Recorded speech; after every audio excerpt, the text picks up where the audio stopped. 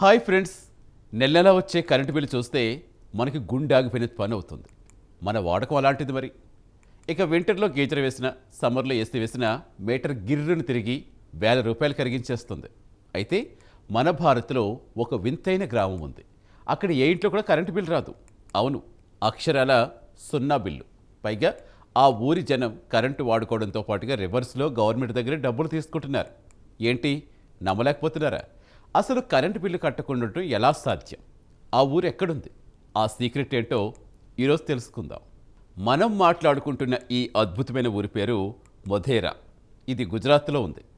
ఈ ఊరి ప్రత్యేకత ఏంటంటే, ఇది భారతదేశపు మొట్టమొదటి 24/7 సోలార్ పవర్డ్ విలేజ్.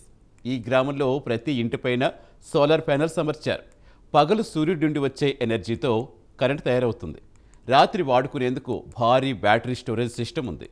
దీంతో ఆ ఊర్లో వాషింగ్ మెషిన్లు, ఏసీలు ఉన్నా సరే బిల్లు మాత్రం సున్నానే. అయితే ఇక్కడ అసలైన మ్యాజిక్ ఏంటంటే, వీళ్ళు కరెంటు బిల్లు కట్టకపోవడమే కాదు, డబ్బులు కూడా సంపాదిస్తున్నారు. ఎలా అంటే, ఆ ఊరి జనం తమ అవసరాలకు మించి సోలార్ కరెంట్ తయారు చేస్తున్నారు. అలా మిగిలిపోయిన కరెంటును ప్రభుత్వ గ్రిడ్కి అమ్ముతున్నారు. దీనివల్ల ఒక్కో రైతు నెలకు 1000 నుంచి 2000 రూపాయల వరకు సంపాదిస్తున్నారు. అంటే అటు కరెంటు బిల్లు ఆదా, ఇటు చేతికి డబ్బులు. ఇది కదా అసలైన డెవలప్మెంట్ అంటే. నిజానికి ఈ ప్రాజెక్టు వెనుక కేంద్ర, రాష్ట్ర ప్రభుత్వాల కృషి ఉంది.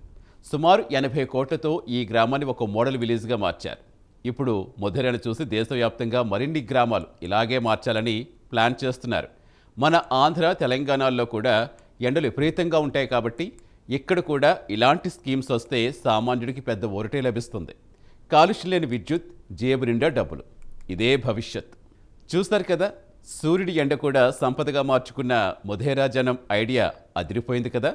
మరి మీ ఇంటిపై కూడా సోలార్ ప్యానెల్స్ పెట్టుకునే ఆలోచన ఉందా? కామెంట్స్లో చెప్పండి.